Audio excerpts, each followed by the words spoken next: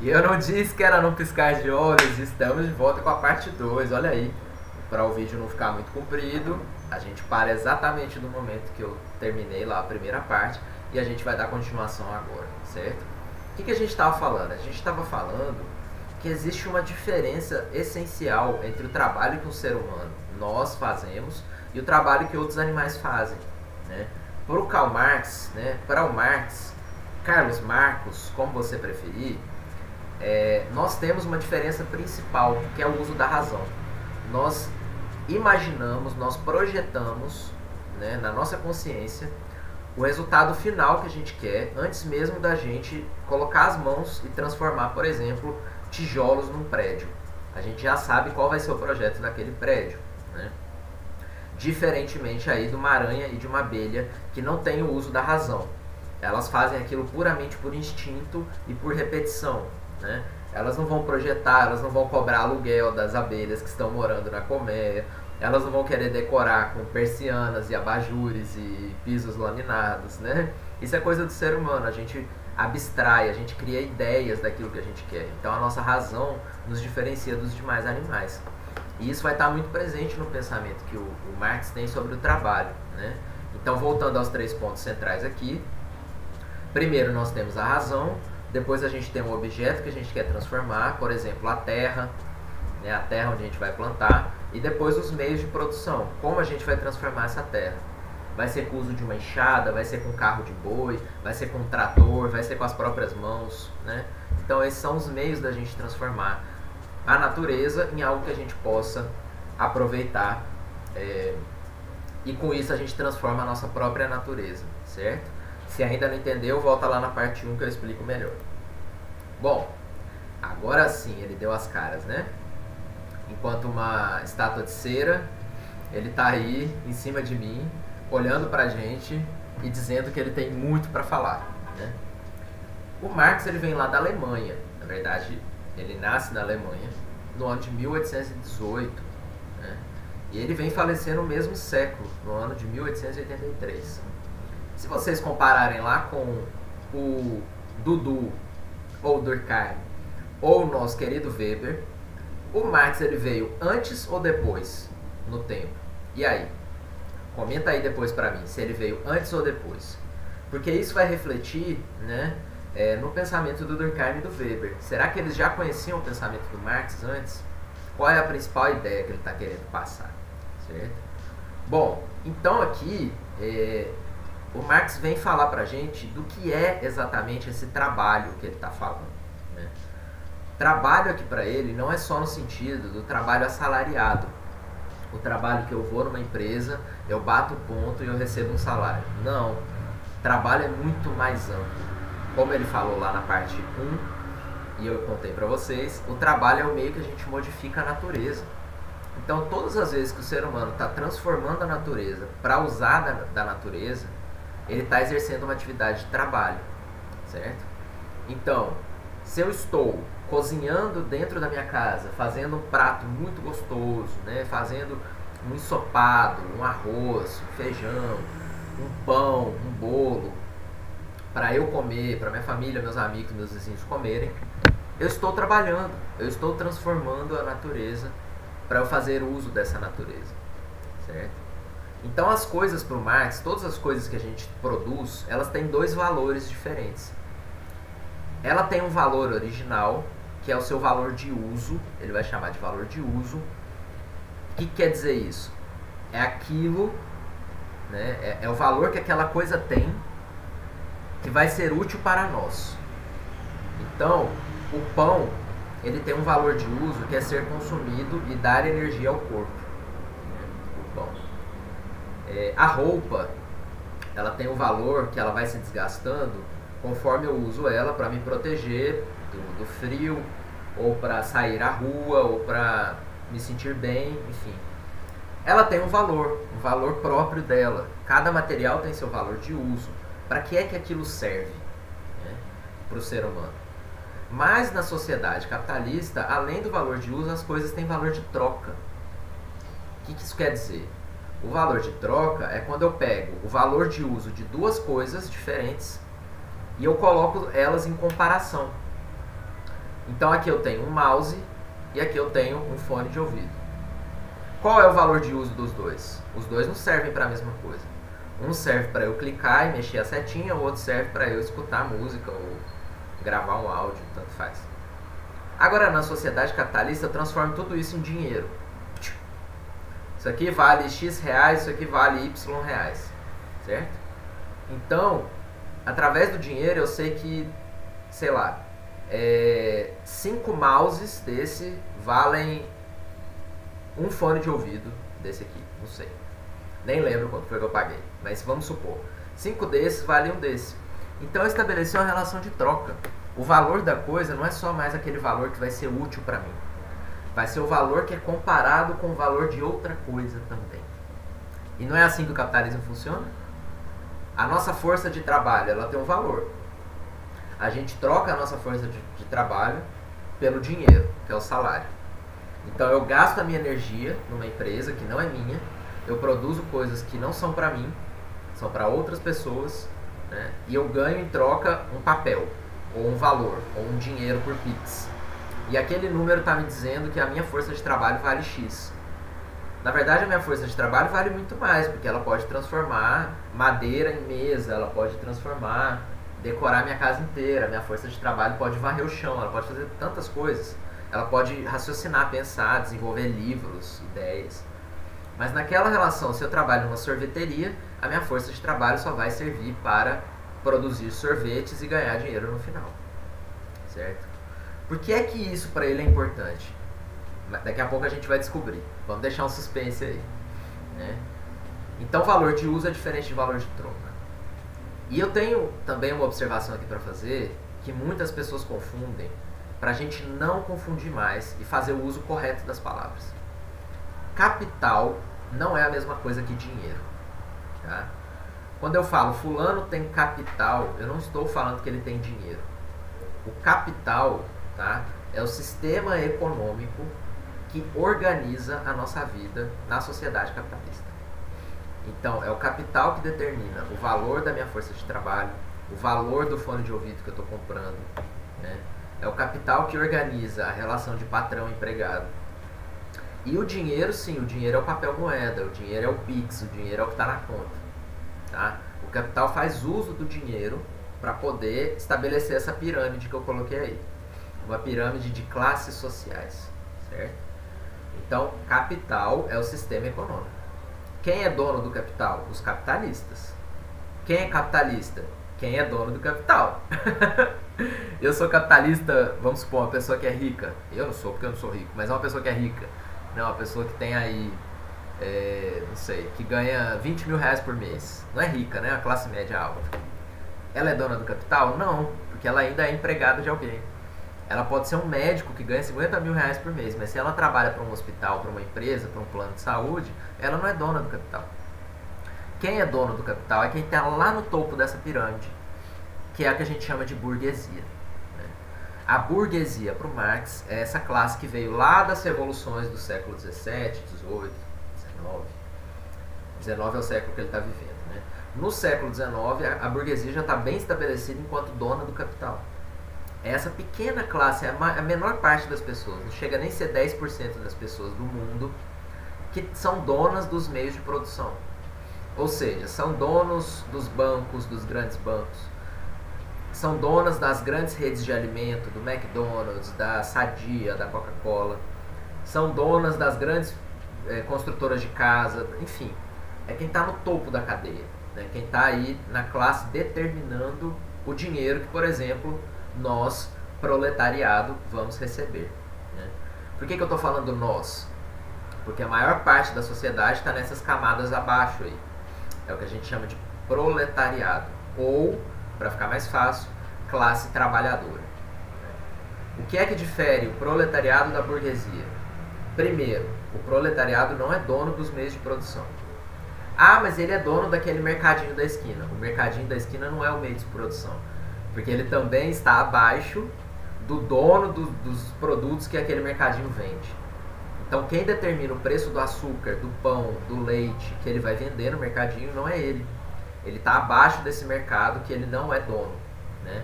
Então ele é no máximo uma classe média. o que a gente chama de pequeno burguês, uma frase transitória, né, entre o proletariado e a burguesia, certo? Então aí abaixo, numericamente, por exemplo, no Brasil, a gente tem no proletariado pessoas negras, pessoas pardas, pessoas indígenas, pessoas não brancas, né? E aí, não é porque elas se esforçam menos, nem porque elas são menos inteligentes, mas é porque historicamente elas não são donas dos meios de produção.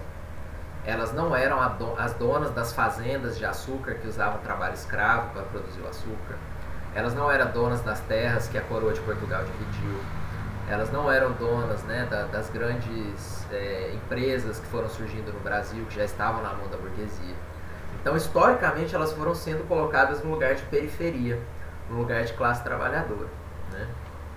E aí algumas pessoas dessa classe trabalhadora que conseguiram subir, que conseguiram uma condição de vida melhor, um salário melhor, elas ainda não são donas do capital, elas ainda estão abaixo da burguesia, mas elas estão nas camadas que a gente chama de classe média.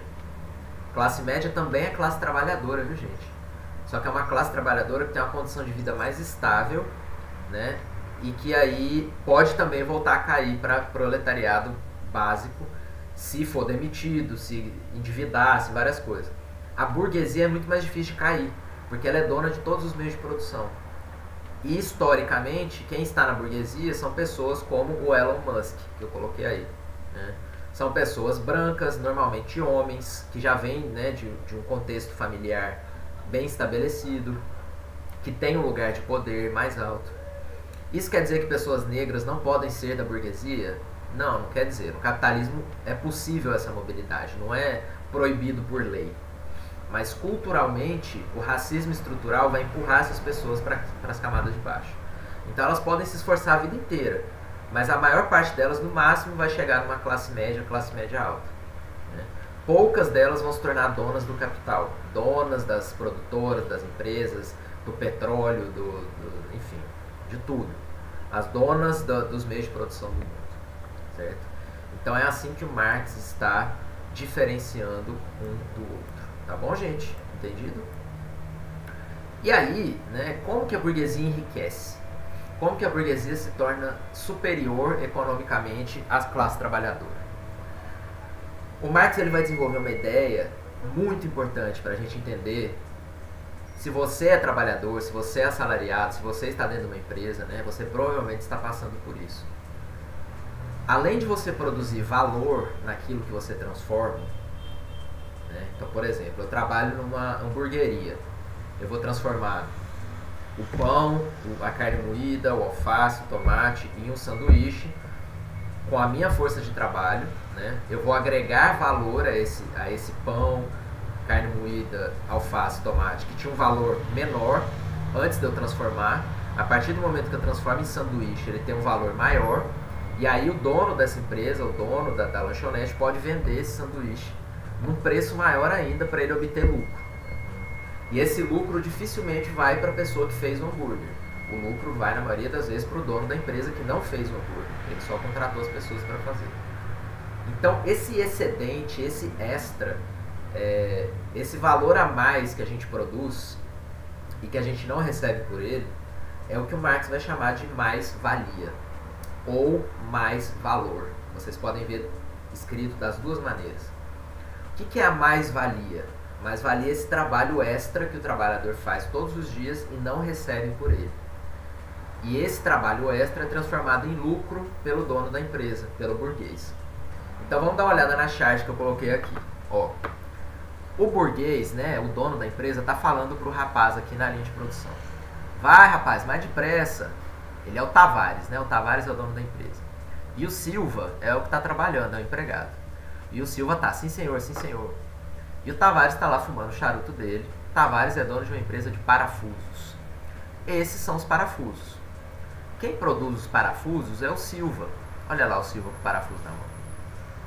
Diariamente o Silva trabalha 8 horas e ele ganha R$20 por essas 8 horas. E aí você faz uma equação simples, mostra que o Silva recebe R$2,50 a cada hora que ele trabalha. Só que o Silva produz 1.000 parafusos por hora. 1.000 parafusos por hora na esteira de produção. O Tavares, o dono, ele vai vender cada parafuso desse a 5 centavos. Então, aí é matemática, viu, gente? Não precisa fazer conta não, já está feito aqui. A cada 1000 parafusos, o Tavares fatura R$50, porque ele vendeu a 5 centavos cada um. 5 centavos vezes 1000, R$50. Mas peraí, R$2,50 desses R$50 é do Silva. Né? O Tavares nunca está satisfeito com esse faturamento. Ele está sempre lá, mais depressa, mais depressa. E o Silva, sim senhor. Aí chega o Marx aqui, ó, sorrateiramente por trás, e fala: com licença, senhor Tavares, o senhor já ouviu falar em mais-valia? Aí o Tavares já bota a mão na boca dele e fala assim: tá maluco, camarada? Quer acabar com o meu negócio? Tipo assim, se o Silva descobre que ele está trabalhando a mais, ganhando a menos, o que o Silva vai fazer, né? Historicamente, o que os Silvas do Brasil e do mundo fizeram? Se organizaram nos sindicatos para exigir salários maiores, condições melhores de trabalho, exigir menos exploração dos donos da empresa deles, né? Então aí é uma charge muito rápida para mostrar pra gente que o valor de uso do parafuso não é mais o mesmo depois que o Silva produziu e transformou aquele metal, por exemplo, num parafuso que vai ser vendido, o parafuso num martelo, numa peça, numa engrenagem, a engrenagem num relógio ou num carro de luxo, né? Quanto mais trabalho vai sendo agregado, mais valor aquilo tem na sociedade capitalista para ser trocado por dinheiro, tá?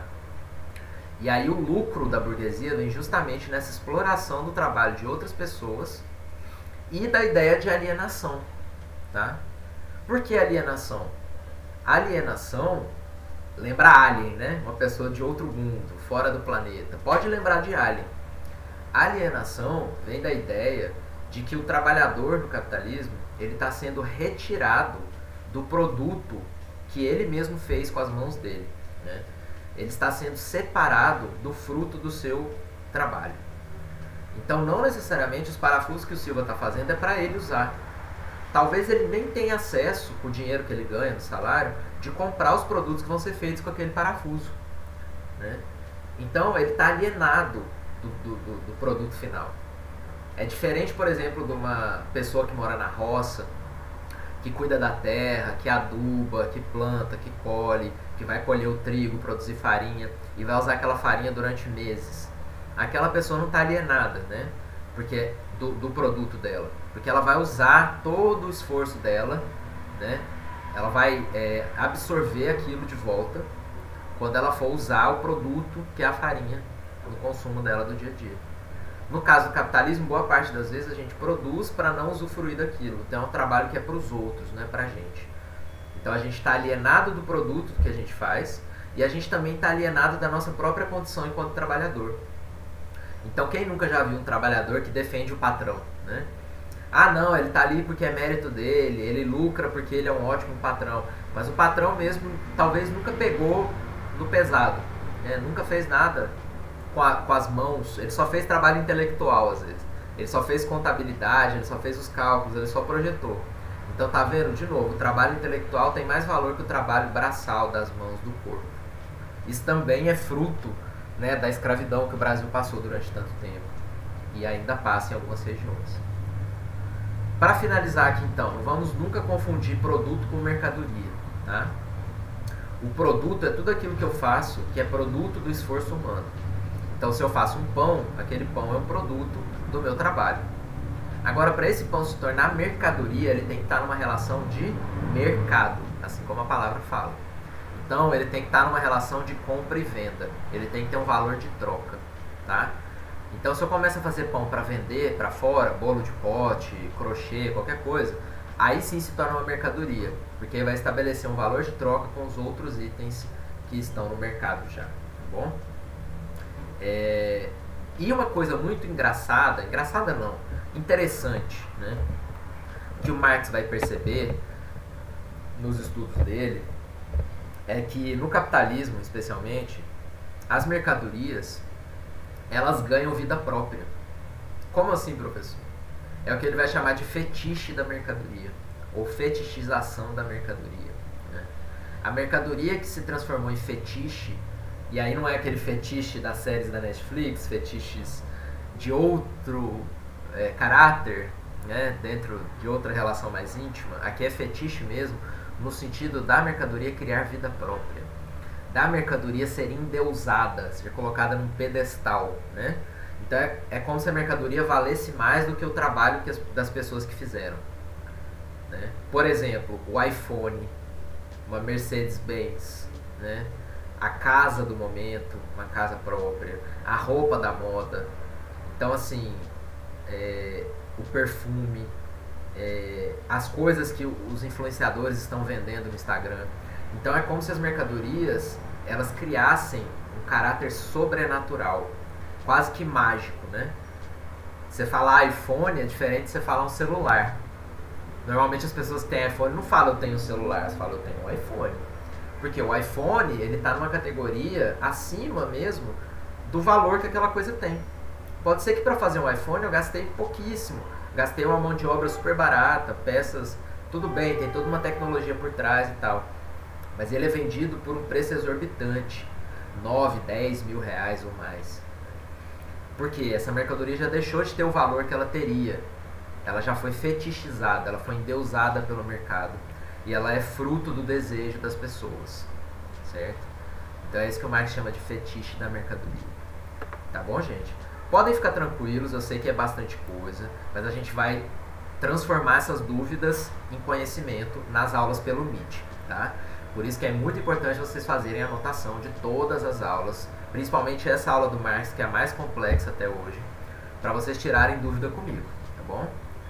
E aí, para a sua atividade final, provavelmente eu já passei para vocês, que vocês vão me entregar no final da unidade 2, vocês vão fazer um exercício aí de criar um meme, uma tirinha, uma charge, um material, uma postagem na rede social, né?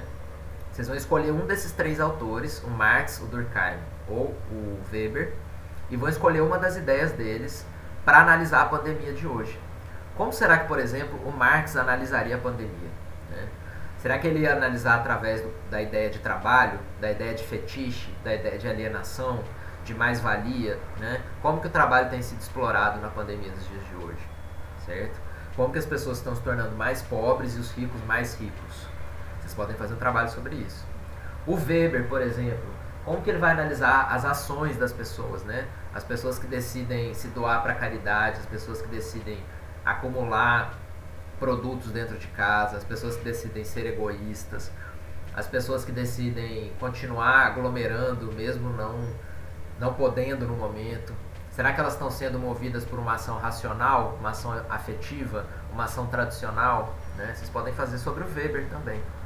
Ou sobre o Durkheim, né? Como que os fatos sociais estão regulando a nossa vida na pandemia? Obrigando eu a ficar em casa, exercendo coerção, ou se não, a pandemia veio com um momento de crise, né? Um momento de anomia, em contraste com a coesão social que existia, a ordem social que existia antes. Será que a gente vivia em ordem antes? Será que agora a gente vive no caos? Então vocês podem usar os três autores, um só. Se quiser usar mais de um, beleza. Mas pode deixar que eu vou explicar melhor na aula pelo Meet, porque o nosso tempo já está passando. E para terminar aí, o de frente com a prof de Sociologia, brincando aí com a Marília Gabriela, maravilhosa. Um conceito de Karl Marx, aí o aluno, mais-valia. Um conceito de Durkheim, fato social. Um conceito de Max Weber, ação social. E agora, qual a diferença entre eles? Vixe. Para lembrar a diferença é só voltar nas aulas que estão gravadas aqui sempre pelo YouTube, né? Pode assistir quantas vezes quiser. Se quiser estudar ainda mais, vai lá no seu livro Sociologia em Movimento, na página 48 e 49, você vai ter sobre Marx. Aqui saiu errado, tá? É página 49. E as páginas 218 e 219 também falam sobre as ideias de Marx, tá bom? Um beijo, meus queridos, anotem as dúvidas, comentem lá no mural para marcar presença, ganhar sua pontuação e a gente se encontra na próxima. Beijão, se cuidem. Falou!